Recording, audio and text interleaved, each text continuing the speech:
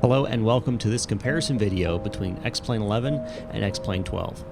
The video you're watching is neither of these. This is Microsoft Flight Simulator 2020 coming into Nashville. I wanted to use this because I didn't want to spoil any of the X-Plane footage before we jumped into the actual comparison. First, I wanted to explain the method of this comparison, the technical specifications, and my general thoughts before we jump into the side-by-side comparison of the two sims.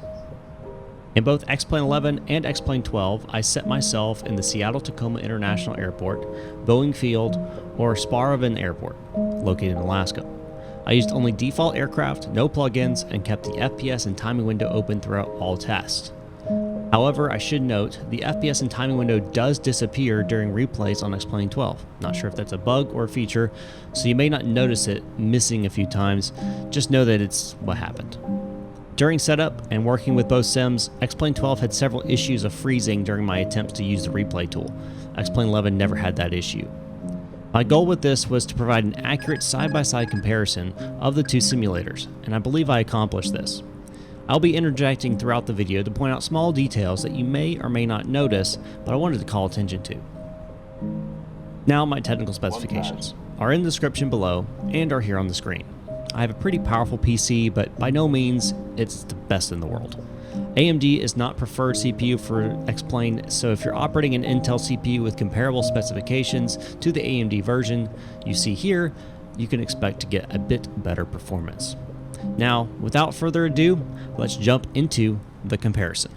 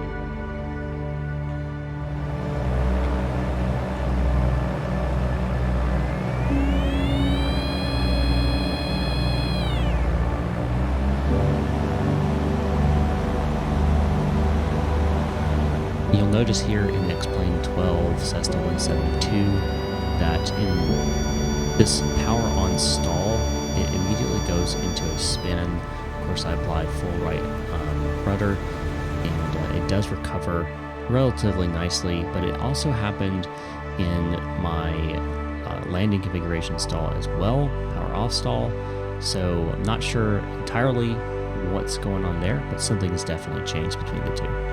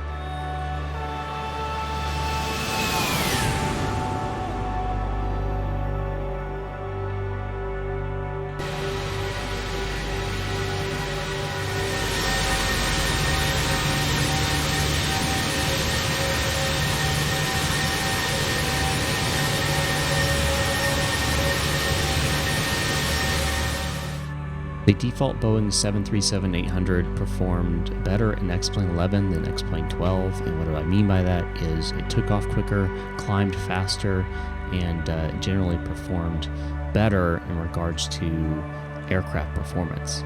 Again, this points to some type of change in the X-Plane 11 versus X-Plane 12 engine in how it interacts with the airfoil or the engines. I don't know a ton about it, but I do know just with this examples that you'll see the difference. I also want to point out that in X-Plane 12, and you'll see it freeze here in just a second, this occurred numerous times when I was flying in X-Plane 12.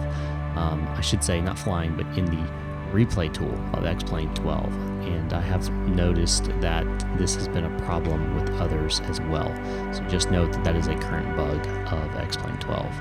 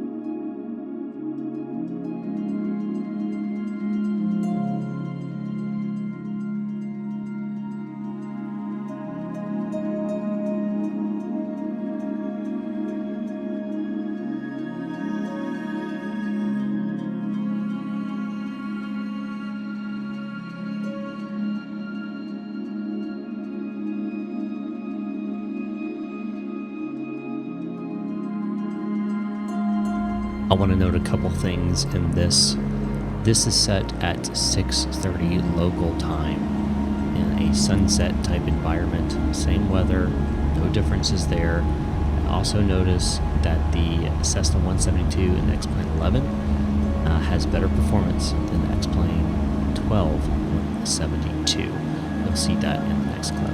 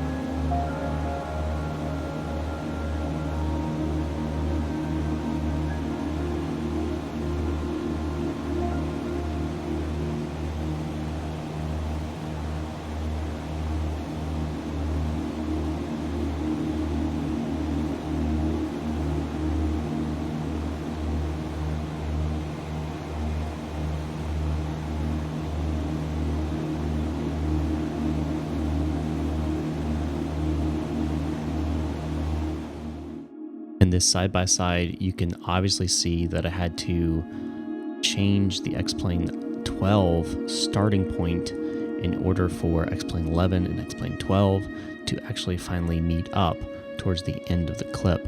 And that's mainly because of the X-Plane 11 Cessna 172 performing far better than the X-Plane 12 172 on takeoff and climb out. I'm assuming at this point that they have changed some type of the modeling system or performance of the aircraft to better represent the real-world aircraft. I don't know 100%, but it was a significant difference.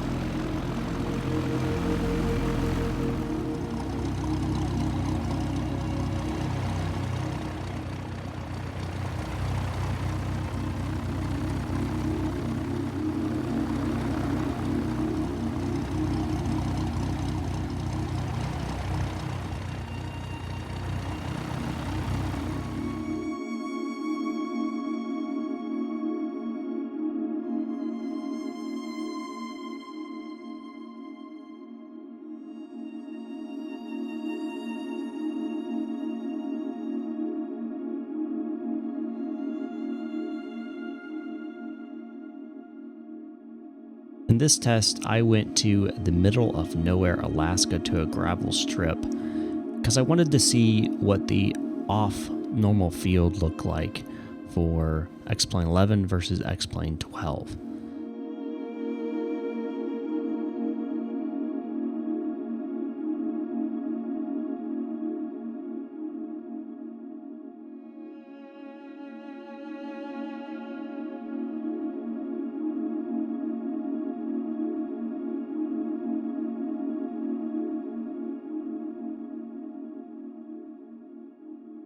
Overall, I thought both did a pretty poor job of a representation of Alaska and a representation of an off, non-asphalt airport. This is not a comparison with Microsoft Flight Simulator 2020, but I will say that it does do better than both X-Planes. So which X-Plane should you buy? Well, if you don't have any X-Plane, I'd recommend buying X-Plane 12. If you already have X-Plane 11, it may not be worth it to buy X-Plane 12, depending on what you do in X-Plane. I will say, though, in my opinion, X-Plane 12 definitely looks better.